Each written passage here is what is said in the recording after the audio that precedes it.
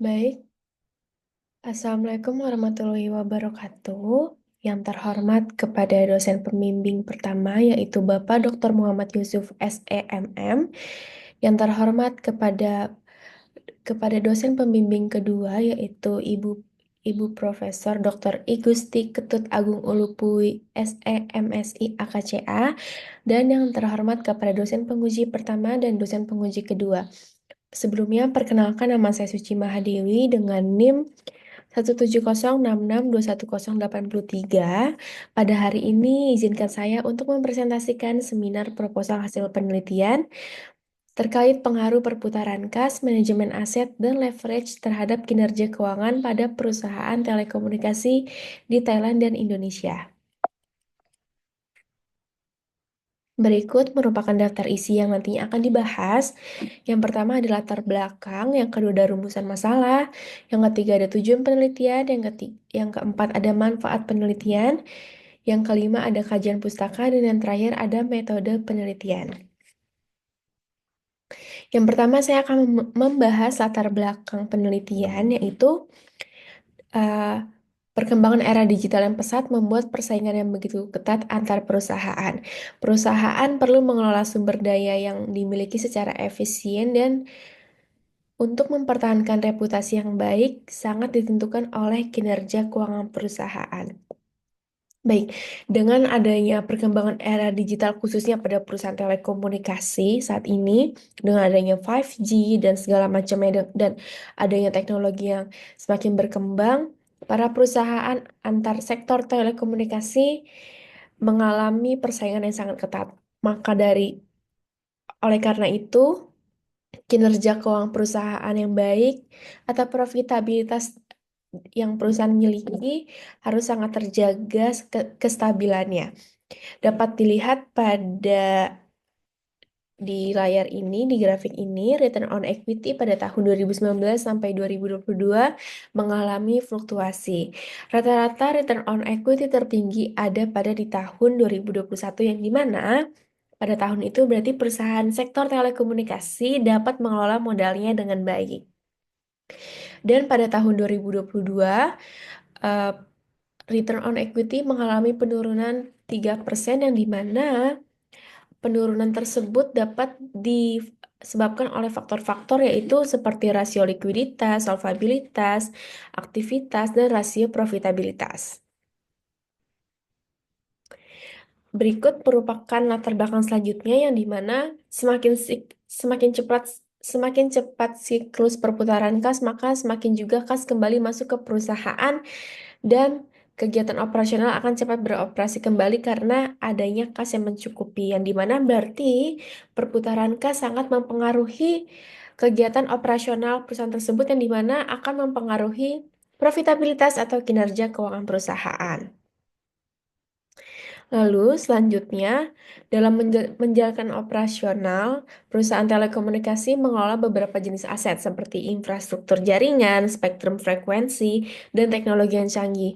Nah, dengan adanya manajemen yang baik dapat mempengaruhi perusahaan dalam jangka panjang.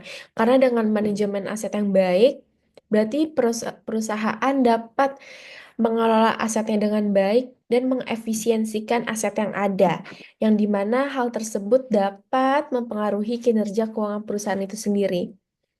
Selanjutnya, kinerja keuangan dalam perusahaan dapat dipengaruhi oleh besar atau kecilnya leverage yang dihasilkan oleh perusahaan, yang dimana perusahaan harus mampu mengelola hutangnya dengan baik agar tidak terjadi financial leverage, yang dimana financial leverage merupakan profit yang dihasilkan oleh perusahaan tuh lebih rendah daripada biaya yang harus dikeluarkan. Sebenarnya ada tujuan-tujuan perusahaan menggunakan hutang, yaitu sebenarnya untuk menambahkan pendapatan terkait pembayaran pembayaran pembayaran yang harus dilakukan. Perusahaan perusahaan telekomunikasi mempunyai aset tetap yang besar. Pengelolaan aset yang baik tercermin dari perputaran aset yang baik. Dengan adanya pengelolaan utang yang baik dapat menguntungkan bagi perusahaan dalam menghasilkan profitabilitas karena pembayaran pajak bisa semakin rendah. Berikut merupakan rumusan masalah. Yang pertama yaitu, apakah ada pengaruh perputaran kas terhadap kinerja keuangan perusahaan telekomunikasi di Thailand dan Indonesia? Yang kedua, apakah ada pengaruh manajemen aset terhadap kinerja keuangan perusahaan telekomunikasi di Thailand dan Indonesia? Yang ketiga, apakah ada pengaruh terhadap kinerja keuangan perusahaan telekomunikasi di Thailand dan Indonesia? Selanjutnya ada tujuan penelitian yaitu untuk mengetahui dan menganalisis pengaruh perputaran kas terhadap kinerja keuangan perusahaan telekomunikasi di Thailand dan Indonesia. Yang kedua, untuk mengetahui dan menganalisis pengaruh manajemen aset terhadap kinerja keuangan perusahaan telekomunikasi di Thailand dan Indonesia. Yang ketiga, untuk mengetahui dan menganalisis pengaruh leverage terhadap kinerja keuangan perusahaan telekomunikasi di Thailand dan di Indonesia. Berikut manfaat penelitian. Yang pertama ada manfaat teoritis yang dimana memberikan manfaat dan kontribusi dalam pengembangan ilmu akuntansi keuangan dan dapat memberikan bukti empiris mengenai pengaruh perputaran kas, manajemen aset, dan leverage terhadap kinerja keuangan. Selanjutnya ada manfaat praktis bagi perusahaan, diharapkan membantu peningkatan kinerja keuangan di masa yang akan datang. Yang kedua, bagi investor dan calon investor diharapkan memberikan wawasan sebagai bahan pertimbangan dalam pengambilan keputusan investasi. Yang ketiga, bagi penelitian selanjutnya diharapkan sebagai referensi penelitian selanjutnya. Untuk berikutnya, terdapat teori pendukung. Teori pendukung yang saya gunakan dalam penelitian ini adalah teori kinerja keuangan perusahaan. Nah, teori kinerja keuangan perusahaan merupakan teori yang menjelaskan bagaimana sih perusahaan dapat mengevaluasi efisiensi dan efektivitas aktivitasnya. Dengan adanya teori kinerja keuangan perusahaan di sini, sangat berkaitan dengan variabel yang saya ambil yaitu perputaran kas, manajemen aset, dan leverage. Karena dengan kita mengukur perputaran kas, manajemen aset, dan leverage, kita dapat mengevaluasi nih bagaimana sih efisiensi dari perputaran kas itu sendiri, terus pengelolaan aset itu sendiri, dan penggunaan hutang itu sendiri. Selanjutnya, terdapat penelitian terdahulu yaitu yang pertama ada pengaruh perputaran kas, yang dimana di sini menunjukkan bahwa perputaran kas secara parsial berpengaruh terhadap return on equity. Dan secara simultan, perputaran kas berpengaruh signifikan terhadap return on equity. Selanjutnya ada pengaruh leverage terhadap return on equity, yang dimana pada penelitian ini leverage dihitung menggunakan debt equity ratio, yang dimana variabel debt equity ratio secara parsial berpengaruh negatif dan signifikan terhadap return on equity. Secara simultan, variabel debt equity ratio berpengaruh signifikan terhadap return on equity.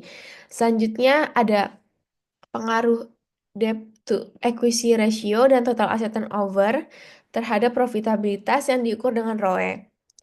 Di sini dapat dilihat bahwa debt equity ratio tidak berpengaruh signifikan terhadap return on equity dan total asset turnover berpengaruh signifikan terhadap return on equity.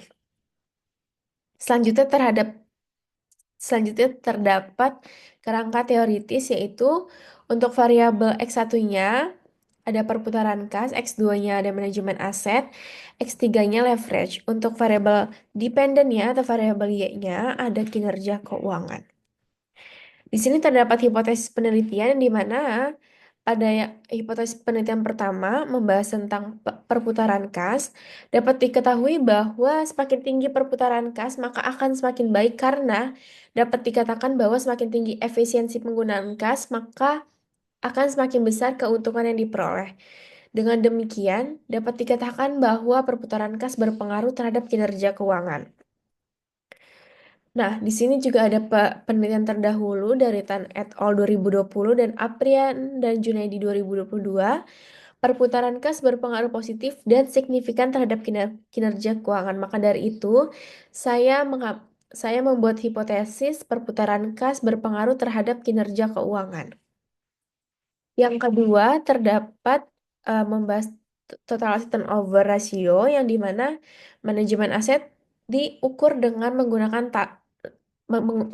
tato. Maka semakin efisien perusahaan dalam menggunakan seluruh aktivanya dan menghasilkan penjualan, Dengan demikian dapat dikatakan bahwa manajemen aset berpengaruh terhadap kinerja keuangan perusahaan. Di sini ada menurut penelitian Rahmat 2023 dan Ambari et al. 2020 bahwa Tato berpengaruh terhadap return equity. Oleh karena itu, saya membuat hipotesis manajemen aset berpengaruh terhadap kinerja keuangan perusahaan. Yang ketiga, membahas tentang leverage, yang dimana leverage diukur dengan menggunakan debt equity ratio.